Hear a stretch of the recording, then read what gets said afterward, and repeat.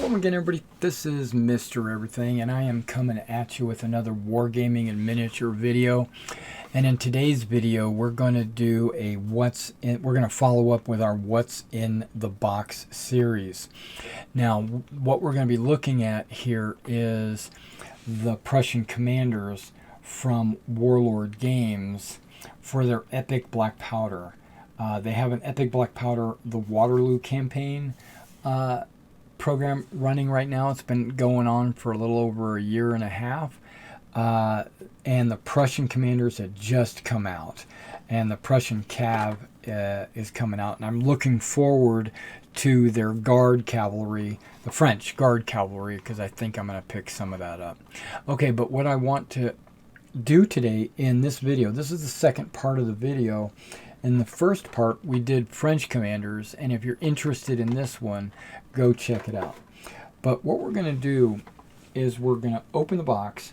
We're going to check to see what kind of miniatures you get inside, which they say it is Warlord resin. They said there's 5 Prussian commanders in Warlord resin, and you should be getting Perch, Ganesha, von Bülow, and von Zeiten, as well as Blücher, right? And so so you should be getting these 5 generals in this pack in Warlord resin. And then what I'm going to do is we're going to zoom in, we're going to take a look at the mold and the sculpt and see if they're good looking models or not. And then what we'll do is I will take these models and I will compare them to a Old Glory Dutch-Belgian Old Glory General, and this is a 15. This is from their 15 millimeter line, and we'll see how well those compare to this, and then we will see what this other horse looks like. He's got his head way up. Yeah, that's fine. And I'm not going to use Uxbridge because he still has his base on the bottom and I don't want to break it off. Alright, so this is a Dutch-Belgian General, generic Dutch-Belgian General, and this, let's go ahead and open this up. Now, I've got my 10 millimeter mat here so you can kind of get an idea based on these 10 millimeter squares. And then I also have a individual millimeter ruler here that I'm going to use to determine exactly how tall these guys are. Now remember, whenever you measure millimeters on a metal model, or let me rephrase that, whenever you measure millimeters on a model using millimeter scale, let's say, as opposed to like a 1/72nd scale, as opposed to a fractional scale, if it is a millimeter scale, then you measure from the bottom of their boot or the bottom of their horseshoe up to the eye. So, or the brim of their hat. Like if they're wearing a baseball cap, you would measure it to the brim. If they're wearing a helmet, right to the bottom of the helmet. And these guys, if they have Shakos, or it looks like a couple of them are wearing garrison caps. If they're wearing those, you measure to the bottom of those. Now, like Blücher doesn't have a hat on at all. He's taken it off and he is waving it. You would measure that to his eyebrows. And that's how you determine the scale of a figure. But when they're mounted on a horse, it's a little different because horses have their own scale, and then the men have their own scale. And because they're sitting, you can't actually measure from the bottom of their feet to their head because of the bow-leggedness, right? All right, so let's go ahead and just lay that right there so I can read what generals those are. And then let's use my fingernail to open up this blister. It's nice and tight, which is what she said. Okay, there we go. So we got this thing open. Let's just dump the models out. Okay, this is the same as the French commanders. There are no bases. 0 bases. I do believe they mount them on square, and I think they also mount them on 30 millimeter squares. I could be wrong, but I think they're 30 millimeter squares. I know the infantry and cavalry are mounted on 20 millimeter depth by 60 millimeter width, and yeah, and these look like there's a little bit, maybe these are 20 squares as well. I don't know. I don't have those rules. But let's take a look. Okay, looks like we got Blucher because he's got his hat up. He's waving his hat. So that's Blucher. We've got a guy with a sword holding it forward. That would be von Zeiten. Okay. We got a guy with a sword up and kind of back like he's getting ready to take a swing. That would be Perch. And then we've got von Bülow, just a general riding along. And then this guy's pointing, I don't know what he's pointing with, but it looks like he's got something in his hand. Could be not a bino, but it could be like a telescope. Looks like he's got a map in his left hand. It's kind of, oh, you can't see it, but yeah. And this would be Gneisenau. And when I was playing Napoleon's battles, I learned that Gneisenau was actually the general that ran the army. Blucher was a figurehead. He was old and didn't understand the tactics and strategy. He was more of a morale piece. Even though Gneisenau and Blucher would be mounted on the same base, you would use Gneisenau's abilities to they each had they assisted each other. Like one was a tactical genius and the other guy was good for morale and rallying and stuff like that. So they basically got the best of both worlds. Okay, enough of a history lesson. Let's take what I'm going to do is I'm going to adjust some zoom. What we'll do is I will zoom in and we'll take a look at the quality of these models, and then after that we'll scale them up and we'll compare them. Okay, so let's go ahead and take that Gneisenau and take a look and see exactly what you're getting here. Horse looks well. The blanket looks a little rough, and it's got a little symbol on the back of the blanket so you could add your details. There's the map. I was getting a little bit excited. It looked like the map has texture. Okay, I can't get this centered. Okay, the map looks like it has texture and fold lines. That's a lot of detail for a little piece of paper. Okay, you got your big buttons, you got your cords, you got your pom-pom on your hat. He's pointing. Yep, looks like a periscope. He's got his wool, sheepskin. He's got the hair for the mane of the horse. The straps are thick. These are all good things. It'll make painting this Gneisenau very easy. Got his sword.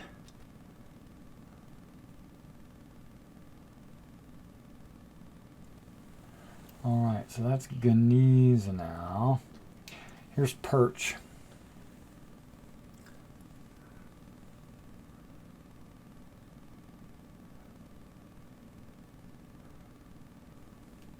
Got a tassel hanging off the sword. You don't really see that very often at models this scale. I love it. A little bit of cleaning needs to happen, but you know, you expect that with all models, even your 15 metals. Okay, that's Gneisenau. Let's look at Blucher, the main man here. He's obviously looking away from the camera.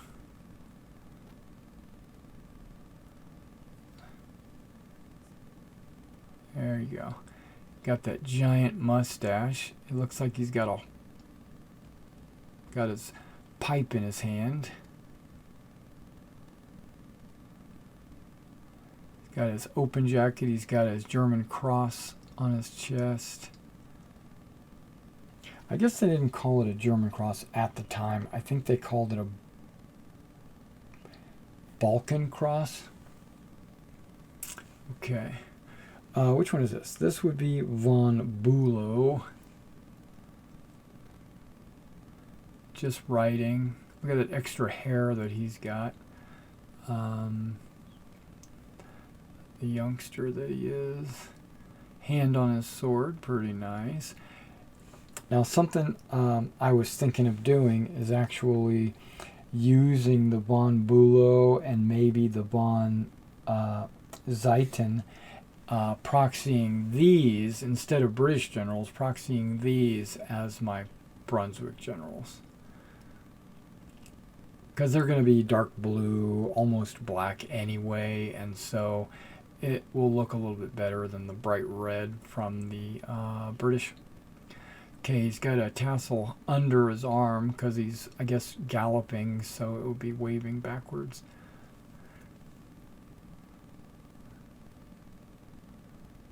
You can see the buttons on his pant leg.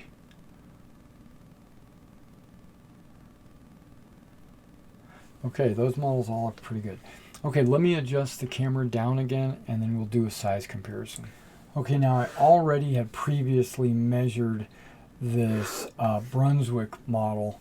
I call him Brunswick, but he's Dutch-Belgian in the previous video, and the horse is 18 millimeters, and the rider on the horse came out to about 24 millimeters. So 18, 24. I can't remember that, but that's what it is. Okay, so let's take a look at these guys individually. And luckily, all of these riders are sitting upright, and none of them are leaning over. So it should be a true comparison. Okay. This horse is close to 17 millimeters. Okay, so this horse and this horse is about 1 millimeter larger. But then when you take a look at this rider, there is a major difference in this rider. This rider is 22 millimeters. Okay, well that's a 2 millimeter difference. Because what did I say? 24 and 22. Okay, that is not that bad. If a millimeter represents about 6 inches, approximately, then they would be a foot height difference. But that's not the soldier. That's the horse and soldier. So with the horse being about 6 inches shorter, and the rider being an additional about 6 inches shorter, that's where you get that foot. But you can see if if I compare them a little bit lower, you'll get a better angle on the height difference. I'm not measuring to the bottom of the base. Remember, I'm measuring to the top of the base. So I'm lining up the top of the base with this white line here, and pushing the general in all the way. He's not really in all the way. I noticed he wasn't fitting properly. See how he pops out every time? I mean, I could put some glue on there and make him stay, but no, I don't want to do that. I just want to give you a general idea.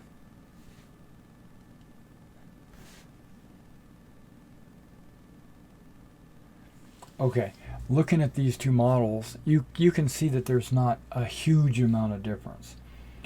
There is some difference. It's about a 2 millimeter difference. It's not that big of a deal. Okay, let's take a look at this guy. This is von Bülow. Let's take a look under his base, and yeah, he's about 22 millimeters as well. So he's going to be about the same height as this guy.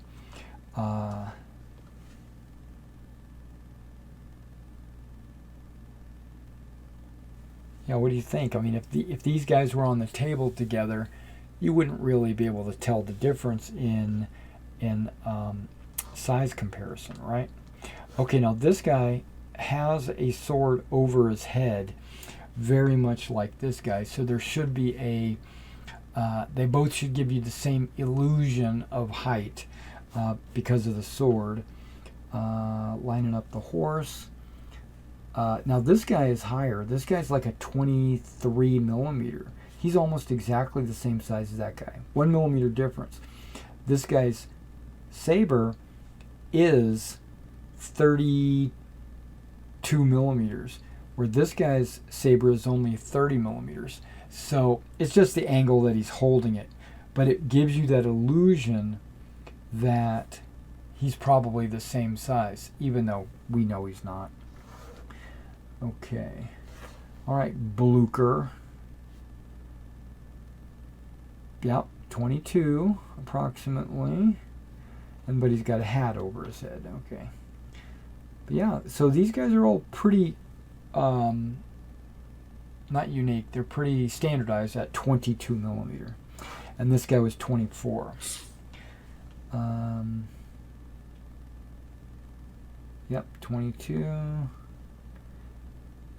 And you can see where the horses' heads are, and they're pretty much meeting. Okay, now these are generals. I ordered the Prussian generals mainly so that I could get these in and then compare them with my 15s so that I could determine if I wanted to go ahead and take the plunge and order some of the Prussian cavalry units. Cavalry units would be fine because they are individual figures. They're hard plastic, but they're individual figures, as opposed to the infantry, which are in bricks, right? They're in these long strips of 10 men that I can't use in my game. But the individual cavalry, I mount them 2 on a base, I should have no problem. I mount 2 cavalry on a 30 by 30 base when it comes to the cavalry units, but I mount my generals, individual generals, brigade commanders, on a 30 millimeter circle. If this guy was on the table commanding a unit, French, British, whatever, Prussian, he's Dutch Belgian, but yeah, if he was on the table deployed and I had these other generals in his vicinity, let's say if I had one there, these guys, their bases need to be trimmed to get them to stay properly upright. Maybe a little bit of glue, maybe a little bit of TLC, hot water, put them where you want them and let it cool off and they'll be fine. So these are all generals, except for him. He's got hit by a cannon. He's dead now. Yeah, they don't want to. These Prussians, their bases are a little bit wonky. So, but if they were all on the table together, you would not have any reason to think that they were different scales. This they would be scattered and hidden amongst all the other generals. Price-wise, I think that the command figures are way overpriced. This is my opinion, but I think their command figures, they're taking advantage of you trying to get specific commanders like Blucher or Napoleon or Wellington, because they're charging you $5 a model or $4 a model, because this box is approximately 20 bucks. It's 19, but it's approximately 20 bucks. Yeah, those all look good. I don't see a problem with them intermixing with 15s. So I think I will be getting a brigade of Prussian cav and checking it out and seeing how it fits in once I base them up and paint them up and stuff like that. But one reason why I like the brigades is because they come with 3 battalions for $40, but it also includes 3 cannons and some dismounted infantry. And so you get the same amount as if you bought 3 bags of cavalry from Old Glory for $40, where the Old Glory 3 bags would be $60. So less money for the brigades, but way more money for the generals. Now the generals are in Warlord resin. Maybe that has something to do with the price going up. And because the infantry and the cavalry are on hard plastic sprues that you cut out. But when I get that brigade in, I'll be doing it what's in the box for that as well. And so you'll get to see all the figures that comes with. But I think they should work just fine for my 15s. They're advertised as being 13.5, and that might be true, but I think they're a little bit larger than 13.5, and I honestly believe my Old Glory is just under 15. So, but they might be true 15s. These are obviously, when you scrutinize them, they are smaller than these by about 1 millimeter, but not enough to. It's not enough to make a big difference. And if you remember, I did a video on the Urwart's Eagle, and if you compare the Urwart's Eagle figure with this figure is exactly the same size, if not slightly larger. All right, guys. Well, thanks for coming out and checking out this Prussian Commanders What's in the Box. Hopefully you can make a decision if you want to go this route or pick up some of these models. Maybe add them to a 15 millimeter army that you have. I've considered putting them on thicker bases to give them that extra millimeter, or maybe even putting a layer of putty on the base before I mount this figure, so that would give it a little extra height as well to artificially balance out the height. I've considered it. All right, guys. When I get these painted up, I will definitely post them up on my channel under my 15 millimeter Napoleonic progress reports. All right, I'll see you in the next video.